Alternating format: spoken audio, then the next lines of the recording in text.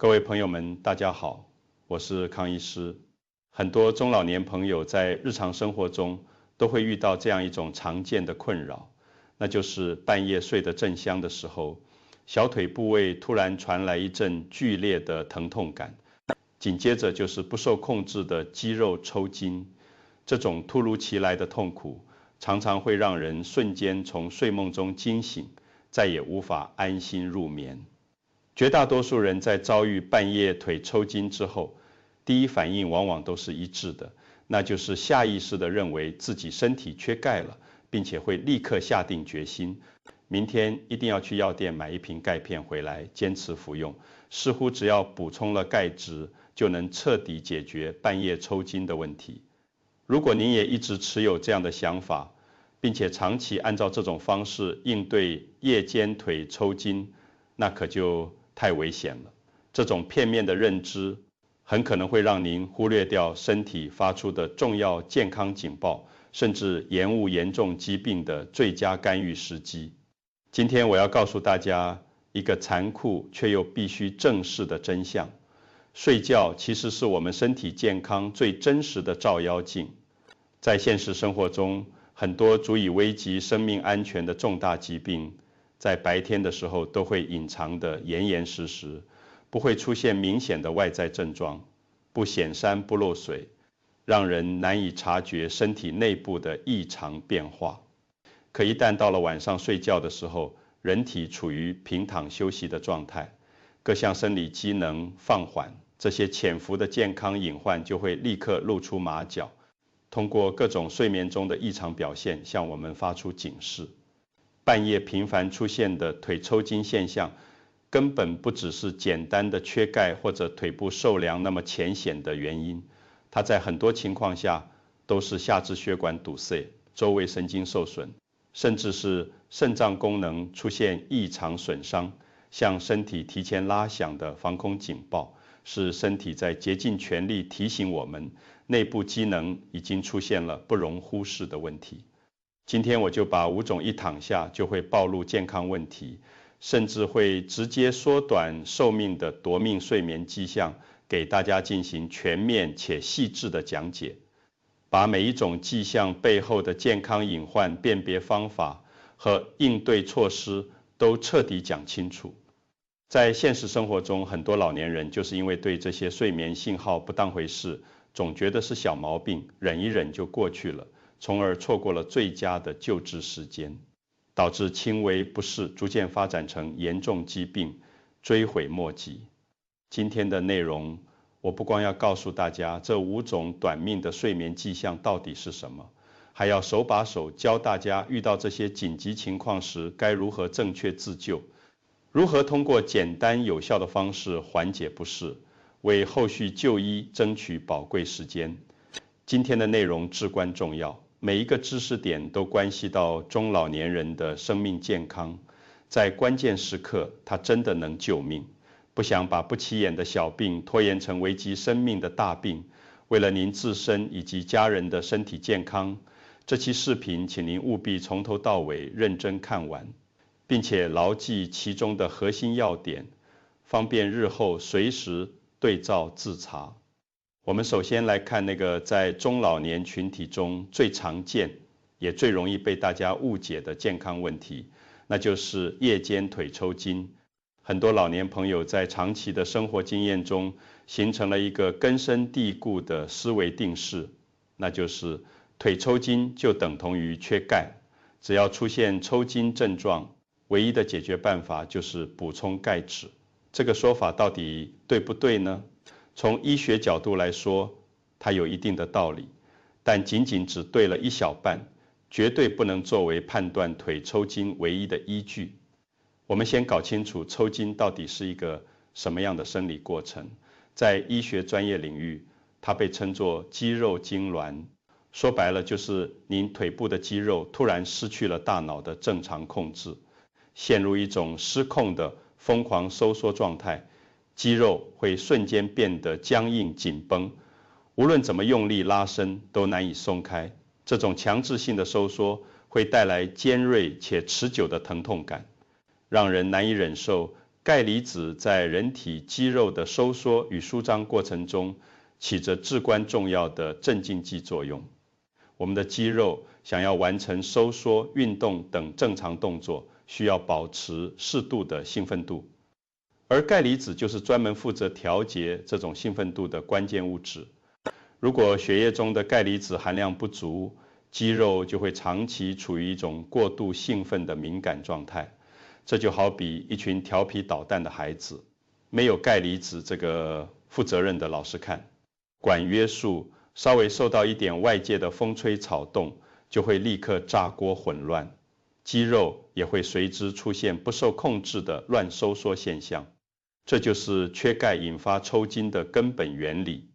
所以如果您在日常生活中存在偏食挑食的习惯，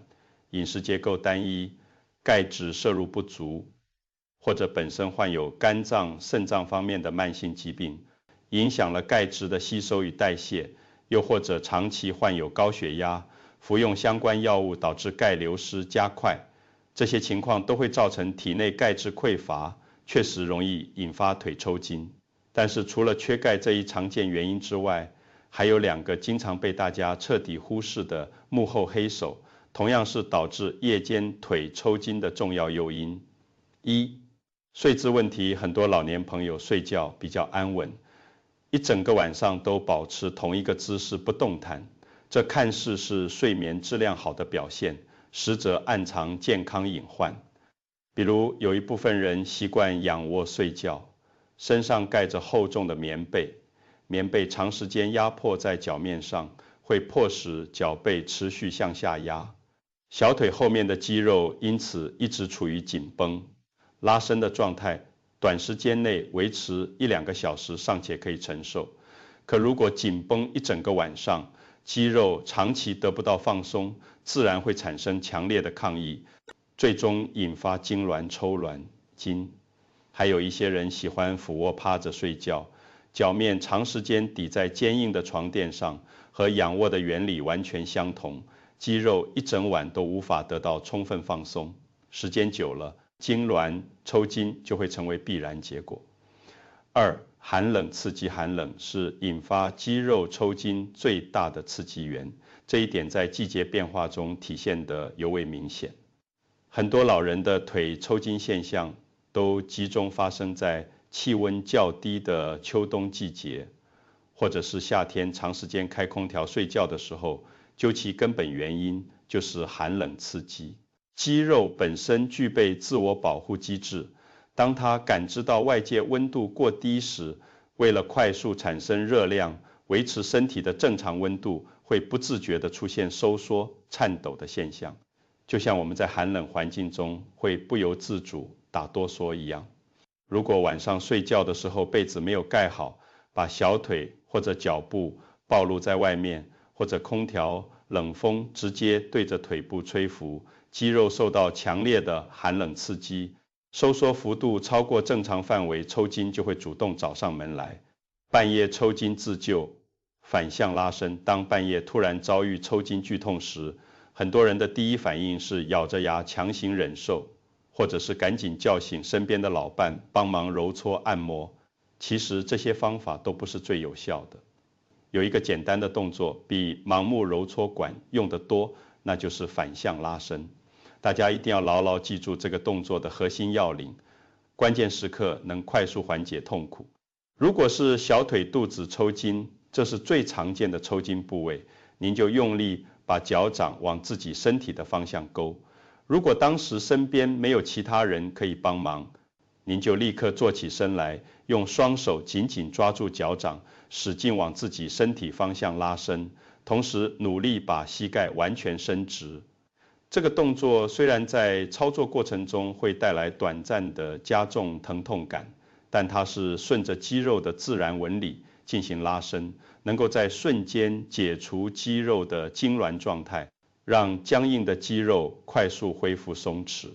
拉开之后，不要马上躺下继续睡觉，要用热毛巾对抽筋部位进行热敷，或者是进行轻柔的按摩，让肌肉得到彻底的放松，防止短时间内再次出现抽筋现象。刚才我们所讲的都是偶尔出现的抽筋情况。这类抽筋大概率是身体过度劳累、腿部受凉或者单纯缺钙导致的。通过简单调整和补钙就能得到改善。但是朋友们，这里必须重点提醒大家，如果您发现自己最近抽筋现象变得十分频繁，不是1个月偶尔出现一次，而是3天2头就发作，甚至一晚上会抽筋好几次，而且坚持补充钙片之后，症状没有得到任何缓解，那您一定要提高警惕，这绝对不是可以忽视的小问题。它很可能是以下4种严重疾病的重要信号：一、下肢动脉粥样硬化、血管堵塞，这是引发频繁抽筋最常见，同时也是最危险的原因之一。我们人体的血管就像家里的自来水管，随着年龄增长，使用时间变长，血管内壁会逐渐出现硬化生锈的现象，还会附着大量的脂质斑块，导致血管管腔变得狭窄。如果是腿部的动脉出现了硬化，或者伴随静脉曲张的问题，血液的流通就会变得极不顺畅。肌肉的正常工作需要充足的氧气和血液供应，一旦血管堵塞，下肢就会出现供血不足、缺氧缺血的情况。尤其是到了晚上，人体处于平躺状态，心跳速度放缓，血流速度本身就会变慢，这时候下肢的供血情况会变得更差。肌肉长期处于缺血缺氧的饥饿状态，就会频繁发生痉挛抽筋。如果您除了频繁抽筋之外，还感觉腿部经常发凉、发麻，或者走路一小段距离就出现腿部疼痛，这在医学上被称作间歇性跛行，那多半是下肢血管出现了严重问题，一定要赶紧去医院做下肢血管彩超检查。2、糖尿病神经受损，很多糖尿病患者都存在半夜腿抽筋的毛病，这并不是巧合，而是有明确的病理原因。长期居高不下的血糖，就像是把人体的血管和神经一直浸泡在高浓度的糖水里腌制，时间久了，周围神经会受到严重损伤，神经传导信号会出现错乱，无法正常控制肌肉的收缩与舒张，最终导致肌肉异常收缩，引发频繁抽筋。如果您抽筋现象频繁，同时腿部皮肤变得异常干燥、发痒，或者脚上出现小伤口之后，长时间都无法愈合，千万不要犹豫，赶紧去医院检测血糖水平，排查糖尿病神经病变的可能。3、腰椎间盘突出、神经受压，很多人会感到疑惑，腰部疼痛和腿抽筋之间能有什么关系？实际上，二者的关联非常密切。腰椎间盘如果发生突出，就会压迫到坐骨神经或者神经根，腰部的痛感和异常信号会顺着神经线路一直传递到腿部，神经根受到持续压迫，就会直接诱发腿部肌肉痉挛。而且夜间人体平躺的时候，腰部的压力分布会发生明显变化，这种变化有时候反而会加重神经压迫，更容易诱发抽筋。这也是很多腰椎患者夜间抽筋加重的原因。4、肾功能受损、电解质紊乱。肾脏是我们身体最重要的过滤器，核心职责就是平衡体内钾、钠、钙、磷等多种电解质的水平，维持身体内环境的稳定。如果肾脏功能出现损伤，排毒代谢功能下降，体内的垃圾毒素无法正常排出，该保留的营养物质和电解质也无法留住，体内的电解质平衡就会被彻底打破。一旦钾离子、钙离子的含量出现紊乱，肌肉的正常功能就会出现一系列异常反应，而抽筋就是最直接、最典型的表现。所以这里要特别郑重地提醒大家注意，如果抽筋已经成为您晚上睡觉的常客，频繁发作且补钙无效，并且同时伴有腿脚发凉麻木、走路酸痛无力、皮肤状态异常等症状，就别再傻傻的只吃钙片了，最好尽快去医院做一个全面系统的检查，找准病根才能对症处理。讲完了夜间腿抽筋的相关知识，我们进入今天最核心的部分。除了抽筋之外，睡眠中如果出现了下面这5种异常表现，那更是身体在拉响紧急警报这5种迹象，每一个都可能对应着一个潜在的致命健康隐患。大家一定要对照自己的身体状况，或者对照身边老伴的情况仔细查看，绝不能掉以轻心。1. 睡觉时胸闷心悸，心脏在喊救命，这是所有睡眠异常迹象中最危险的一种，绝对不能忽视。很多人白天忙忙碌碌，身体处于活动状态，感觉不到心脏有任何不适，可一到了晚上躺下睡觉，或者睡到半夜的时候，突然感觉胸口像压了一块巨大的石头，喘不过气来，或者心里咯噔咯噔的狂跳，慌得厉害。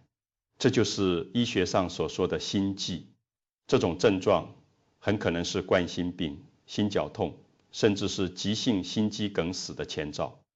大家晚上睡觉平躺时，回流到心脏的血液量会明显增加，心脏的负担随之加重，再加上夜间迷走神经容易过度兴奋，会让冠状动脉更容易受到刺激而发生痉挛，进一步加重心脏缺血缺氧。如果您总是在半夜因为胸闷被憋醒，或者感到左肩膀、后背出现隐隐作痛的症状，这说明您的心脏已经处于超负荷运转状态，随时可能出现罢工骤停的情况。这可是猝死的高危信号，千万别拖延，必须立即就医。2. 睡觉时腿痛腿麻，血管在报警，这里所说的腿痛，并不是抽筋带来的那种剧烈刺痛，而是一种持续性的酸痛、胀痛，或者是像蚂蚁在皮肤上爬行一样的麻木感。这种不适感会持续存在，严重影响睡眠质量。这往往提示下肢血管出现狭窄或者堵塞，比如下肢深静脉血栓，血管堵塞之后，肌肉和神经得不到充足的血液滋养，长期处于缺血缺氧状态，就会持续发出疼痛和麻木的信号。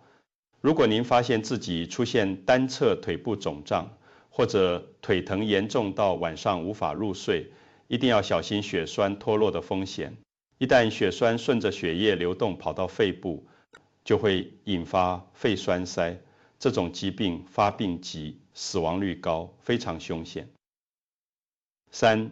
睡觉时经常腹痛腹胀，消化道在抗议，有些人晚上睡觉的时候总感觉肚子胀气难受，或者出现隐隐作痛的感觉，甚至半夜会被剧烈的肚子疼醒。这往往和消化道疾病密切相关，比如常见的消化性溃疡、胃溃疡、十二指肠溃疡等。尤其是十二指肠溃疡，最典型的症状就是空腹痛或者夜间痛。大家晚上睡觉的时候，胃里的食物已经完全消化，处于空腹状态，胃酸会直接刺激溃疡创面，从而引发剧烈的疼痛。这是身体在提醒消化道已经出现损伤，需要及时检查治疗。4.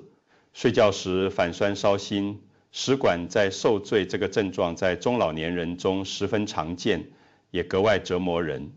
明明睡得好好的，突然感觉一股酸水从胃里涌上来，嗓子眼瞬间变得火辣辣的疼。这就是我们常说的烧心，是胃食管反流病的典型症状。为什么这个症状在晚上会格外严重呢？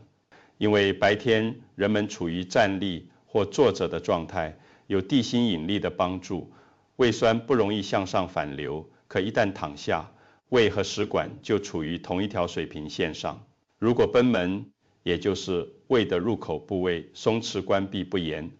胃酸甚至食物残渣就会倒流回食管，不仅会严重影响睡眠质量，长期的胃酸反流还会持续腐蚀食管黏膜，引发食管病变，甚至可能在睡眠时被吸入肺部，引起吸入性肺炎，带来更大的健康风险。5. 睡觉时呼吸困难，总被憋醒，这种情况在民间常被称作鬼压床。很多人误以为是迷信说法，实则是身体出现疾病的真实表现。刚躺下或者睡着，突然感觉空气不足，呼吸不畅，就像有人用手掐着脖子一样，必须猛地坐起来，大口喘气才能缓解。这种情况除了心力衰竭的可能之外，还可能是纵隔肿瘤压迫气管，或者患有严重的睡眠呼吸暂停综合征。随着睡觉体位的改变，肿瘤可能会进一步压迫气道，导致肺部进气量大幅下降，人体长期处于缺氧状态。这种持续性的缺氧对大脑和心脏造成的损伤是不可逆的，会严重损害身体健康，缩短寿命。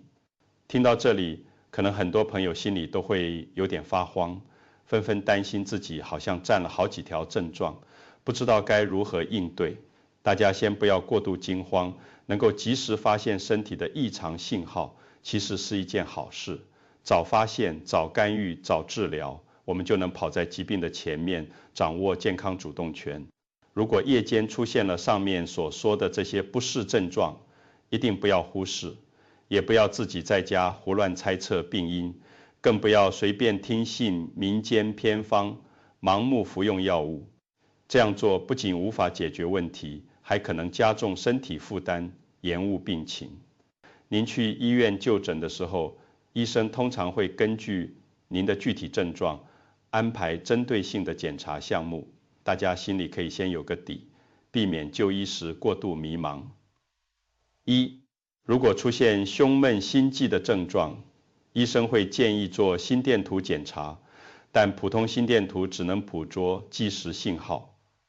可能抓不住半夜发作的异常情况，所以最好做一个24小时动态。心电图就像背一个随身听大小的小盒子回家，能够完整捕捉到睡觉时的心脏活动情况，同时还可以做心脏彩超，直观查看心脏结构是否存在异常。二，如果出现腿痛、腿麻、抽筋的症状，除了检查微量元素，判断是否缺钙之外，更重要的是做下肢血管超声，查看血管内是否存在血栓、斑块，必要时还要检测血糖，排查是否是糖尿病引发的神经病变。三，如果出现呼吸困难的症状，可能需要做肺功能检查，或者头颅 CT 磁共振排查是否存在神经系统问题，或者纵隔部位是否出现肿瘤压迫。四，如果出现反酸、胃痛的症状，胃镜或者腹部超声是最直接、最有效的检查手段，能够清晰看到消化道内部的状况，找准病变位置。只有通过这些科学规范的检查，精准找到疾病的根源，才能对症下药，采取有效的治疗措施，把健康隐患彻底消灭在萌芽状态，避免小问题演变成大疾病。以防大家听完之后记不住关键内容，最后我们再把今天的核心重点全面梳理一遍，大家可以点赞收藏这个视频，方便日后随时对照自查。第一点，夜间腿抽筋，千万不要只当作缺钙来处理。偶尔出现的抽筋可能是腿部受凉或者睡姿不当导致的，通过调整就能改善。但如果是频繁抽筋，补充钙片也没有任何效果，一定要警惕是否是下肢血管堵塞、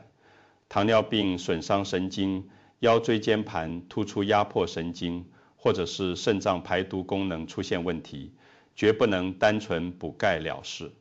第二点，睡觉时出现的5种危险迹象，千万不能大意。一是胸闷心悸，总是半夜被憋醒，心脏狂跳，这是心脏在求救，要小心心梗或冠心病的前兆。二是腿痛腿麻，出现隐隐胀痛或蚂蚁爬样的麻木感，要警惕下肢血管堵塞、深静脉血栓。三是腹痛腹胀，半夜被痛醒，可能是胃溃疡或12指肠溃疡在作怪。四是反酸烧心、嗓子眼或辣辣疼痛，这是典型的胃食管反流症状。5是呼吸困难，睡着后感觉像被掐脖子，必须坐起喘气，要警惕心肺衰竭或肿瘤压迫气管。第3点，查明病根的应对建议。发现问题去医院该做什么检查，心里一定要有底。胸闷心悸，做24小时动态心电图和心脏彩超，腿痛抽筋，重点做下肢血管超声和血糖检测。呼吸困难，做肺功能检查或头颅 CT。磁共振排查反酸、腹痛，胃镜或腹部超声是最直接的检查手段。第4点，必须牢记的注意事项。发现这些睡觉时的身体报警信号，切勿自行判断病因，千万不要听信偏方，盲目吃药，一定要尽早去正规医院进行全面排查，哪怕最后检查结果显示没有问题，大家也能图个安心，千万不要硬扛，更不要把轻微的小病拖延成危及生命的大病，延误最佳的救治时机。朋友们，人的一生有1/3的时间都是在睡眠中度过的。睡眠不仅仅是身体休息放松的过程，更是身体向我们汇报健康状况的重要途径。读懂了睡眠发出的信号，您就掌握了健康长寿的主动权。如果您觉得今天这个视频对您和家人的健康有帮助，请给我们点一个赞，订阅我们的频道，并把它转发给您关心的老年朋友们，让更多人重视睡眠健康，远离疾病隐患。祝大家每晚都能睡个安稳觉，身体健康，长命百岁。我们下期视频再见。